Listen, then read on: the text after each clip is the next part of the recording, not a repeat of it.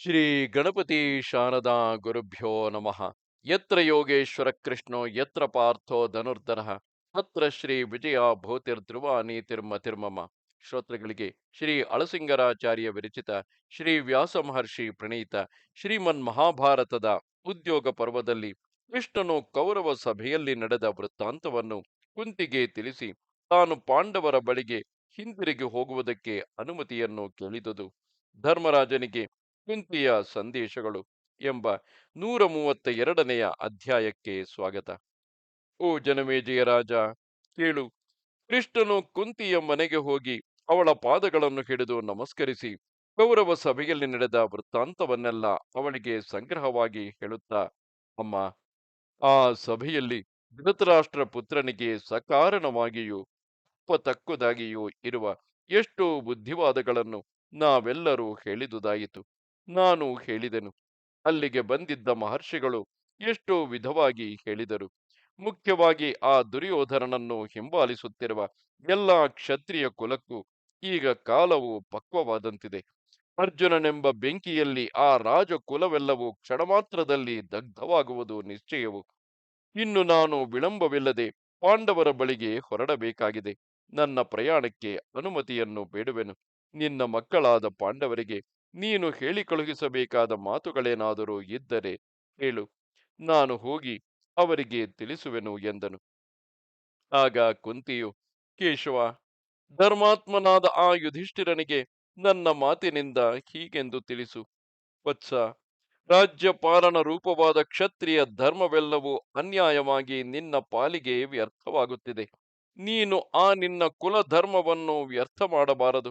ಅರ್ಥ ಜ್ಞಾನವಿಲ್ಲದೆ ಬರೀ ವೇದಾಕ್ಷರಗಳನ್ನು ತಿರುಗಿ ತಿರುಗಿ ಪಠನ ಮಾಡುತ್ತಿರುವ ಶ್ರೋತ್ರಿಯನ ಬುದ್ಧಿಯಂತೆ ನಿನ್ನ ಬುದ್ಧಿಯು ನಿನ್ನ ಕುಲಧರ್ಮದಲ್ಲಿ ಪ್ರವರ್ತಿಸದೆ ಕೇವಲ ವೈದಿಕ ಧರ್ಮವೊಂದನ್ನೇ ಹಿಡಿದು ಕೆಟ್ಟು ಹೋಗುತ್ತಿದೆ.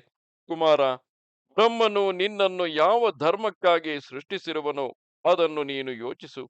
ಕ್ಷತ್ರಿಯರು ತಮ್ಮ ಬಾಹುವೀರ್ಯದಿಂದಲೇ ಬದುಕಬೇಕು ಎಂಬುದನ್ನು ತೋರಿಸುವುದಕ್ಕಾಗಿ ಅವರನ್ನು ಬ್ರಹ್ಮನು ತನ್ನ ಬಾಹುಗಳಿಂದಲೇ ಸೃಷ್ಟಿಸಿರುವನು. ಕ್ಷತ್ರಿಯರು ಪ್ರಜಾಪಾಲನಕ್ಕಾಗಿ ಕ್ರೂರ ಕರ್ಮಗಳನ್ನು ಆಚರಿಸಬೇಕಾದುದೇ ಧರ್ಮವು.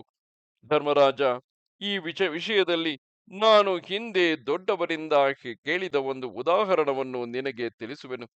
ಪೂರ್ವಕಾಲದಲ್ಲಿ ಕುಬೇರನು ಮುಚುಕುಂದನೆಂಬ ಒಬ್ಬ ರಾಜರ್ಷಿಯಲ್ಲಿ ಪ್ರಸನ್ನನಾಗಿ ಈ ಭೂಮಿಯನ್ನು ಅವನಿಗೆ ಕೊಡುವುದಕ್ಕೆ ಹೋದನು. ಆಗ ಮುಚುಕುಂದನು ಕುಬೇರನನ್ನು ಕುರಿತು, ದಾನ ರೂಪವಾಗಿ ಬಂದ ಈ ರಾಜ್ಯವು ನನಗೆ ಬೇಕಾದುದಿಲ್ಲ.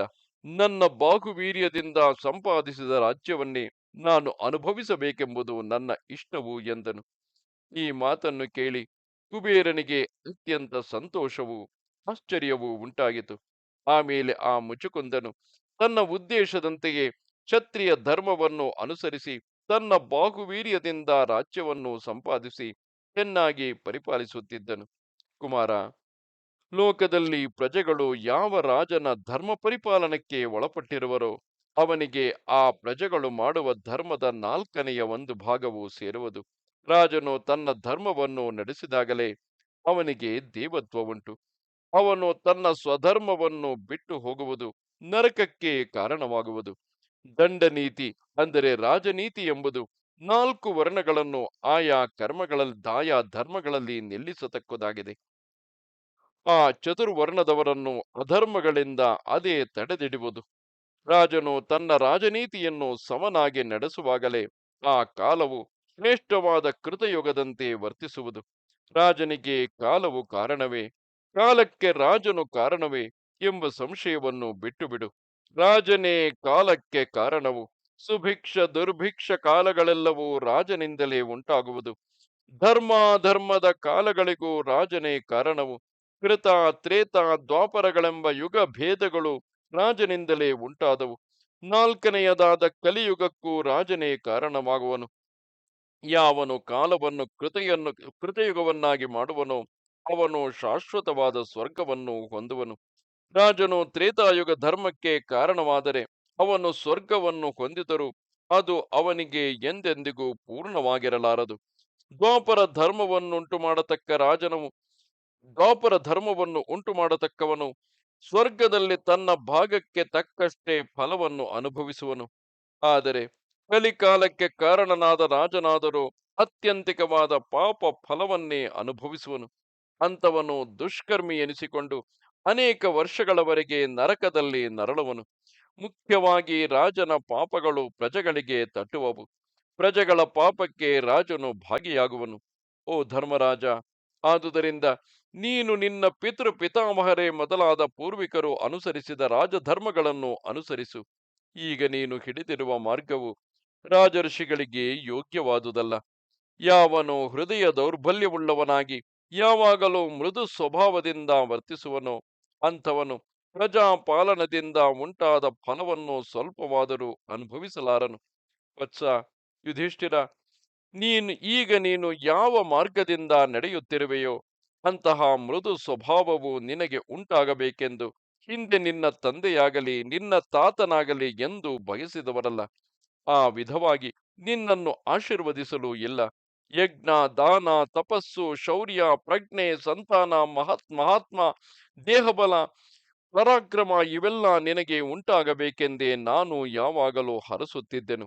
ಮನುಷ್ಯರಾಗಲಿ ದೇವತೆಗಳಾಗಲಿ ತಮ್ಮನ್ನು ಕ್ರಮವಾಗಿ ಪೂಜಿಸಿದವರಲ್ಲಿ ಪ್ರಸನ್ನರಾಗಿ ಆಯಸ್ಸನ್ನು, ಸಂಪತ್ತನ್ನು, ಸಂತಾನವನ್ನು ಅನುಗ್ರಹಿಸುವರು. ಪರಲೋಕ ಸಾಧನಗಳಾದ ಸ್ವಾಹ, ಸ್ವಧ ಮೊದಲಾದ ಸತ್ಕರ್ಮಗಳೆಲ್ಲ ನಿತ್ಯವೂ ನಡೆಯಲೆಂದು ಅನುಗ್ರಹಿಸುವರು. ಹಿರಿಯರು ದೇವತೆಗಳು ತಮ್ಮ ಮಕ್ಕಳಲ್ಲಿ ಅಧ್ಯಯನ, ದಾನ, ಯಜ್ಞ, ಪ್ರಜಾಪಾಲನವೇ ಮೊದಲಾದ ಧರ್ಮಗಳೆಲ್ಲ ನಡೆಯಬೇಕೆಂದೇ ಬಯಸುವರು. ಈ ಕ್ಷತ್ರ ಧರ್ಮವೆಂಬುದು ಧರ್ಮವಾಗಲಿ ಅಧರ್ಮವಾಗಲಿ ನಿನಗೆ ಜನ್ಮ ಸಿದ್ಧವಾಗಿ ಬಂದುದು. ಈ ರೀತಿಯಾಗಿ ಧರ್ಮರಾಜನಿಗೆ ಹೇಳು. ಕೃಷ್ಣ, ನನ್ನ ಮಕ್ಕಳಾದರೂ ಒಳ್ಳೆ ವಿದ್ಯಾವಂತರು, ಸತ್ಕುಲದಲ್ಲಿ ಹುಟ್ಟಿದವರು. ಆದರೇನು, ತಮ್ಮ ಕುಲಕ್ಕೆ ತಕ್ಕ ವೃತ್ತಿಯನ್ನು ನಡೆಸಲು ಅವಕಾಶವಿಲ್ಲದೆ ಅಲೆಯುತ್ತಿರುವರು. ಲೋಕದಲ್ಲಿ ಹಸಿದು ಬಂದ ಜನರು ದಾನಿಯೂ ಶೂರನೂ ಆದ ಯಾವ ರಾಜನಲ್ಲಿಗೆ ಬಂದು ತೃಪ್ತರಾಗಿ ಹಿಂತಿರುಗಿ ಹೋಗುವರು. ಅದಕ್ಕಿಂತಲೂ ಕ್ಷತ್ರಿಯನಿಗೆ ಮೇಲಾದ ಧರ್ಮವೇನುಂಟು? ಈ ಲೋಕದಲ್ಲಿ ರಾಜ್ಯವನ್ನು ಪಡೆದು ಧರ್ಮದಿಂದ ಅದನ್ನು ಪಾಲಿಸತಕ್ಕ ಕ್ಷತ್ರಿಯನು ದಾನದಿಂದ ಕೆಲವರನ್ನು, ಬಲದಿಂದ ಬೇರೆ ಕೆಲವರನ್ನು, ಪ್ರಿಯವೋ ಸತ್ಯವೋ ಆದ ಮಾತಿನಿಂದ ಬೇರೆ ಕೆಲವರನ್ನು ವಶೀಕರಿಸಬೇಕು.